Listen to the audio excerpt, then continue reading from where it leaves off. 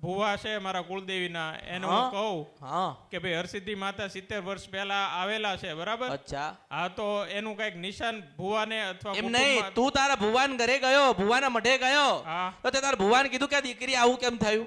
દીકરીનો જવાબ એવો દીધો કે ભાઈ આપણે છે ને 12 પૂનમ ભરીએ, 12 પૂનમ ભરીને દીકરીની છે ને હવન કરીએ અને દીકરીને હું તેલ ચોળીશ અને પછી માતાજીને હું વિનંતી કરીશ. એમ આપણે બધા ભેગા થઈને માતાજીને તો તે વિનંતી નિશાન ના કરવાની. માગ્યું? ના, તે ના, નિશાન માગ્યું? એ તો અમારા ભુવા છે, તો માતાજી હું કેમ નિશાન માંગુ? તો હું રસ્તામાં પડી દી, હું રસ્તામાં પડી દી, તન પ્રશ્ન કરું, હું રસ્તામાં પડી દી. માં ભૂલ થઈ ગઈ અમારી, માફ કરી દો માં. હું તો માર્ગ બતાડું છું. હા. જો તમે ભુવા હાચા હોય, મારી દીકરીમાં જીવનમાં પરિવર્તન થવું જોઈએ, તો મારા ભુવા હાચા, ત્યારે એમ કેવું જોઈએ ને? હા માં. એમ કેવું જોઈએ કે ના કેવું જોઈએ?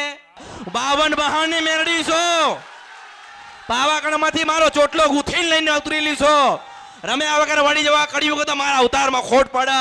માંડવા તો એને ખાવે છે, જાતર તો એ લે છે, નિવેદ તો એ લે છે, પગે તો એમને લાગો છો. આપણા ઘરમાં દુઃખ આવ્યું અને આપણે વાત કરી તો કે પૂનમ ભરવાનું, પૂનમ ને દેવ દુઃખ લેવા ખાવા શું? હું તને પ્રશ્ન કરું, ભુવા હોય તો જ્ઞાની હોય ને, ભુવા હોય તેની વસ્તીના માણસ કેવા હોય? જ્ઞાની હોય. તો તારામાં કેટલું જ્ઞાન હોવું જોઈએ? તને પ્રશ્ન કરું, કેટલું જ્ઞાન હોવું જોઈએ? હા માતાજી, આપણે ભગવાન કેવું જોઈએ ને, લાવ પ્રમાણ આપો. આપણી માં મઢમાં પેલી મોમાઈ બેઠી હોય, પેલા 8 ભાઈની માતા જો મોમાઈ બેઠી હોય ને, તમારી દીકરીને સારું કરાવો, પ્રશ્ન કરવો જોઈએ. હું મેરડી છું આ કળિયુગની અંદર.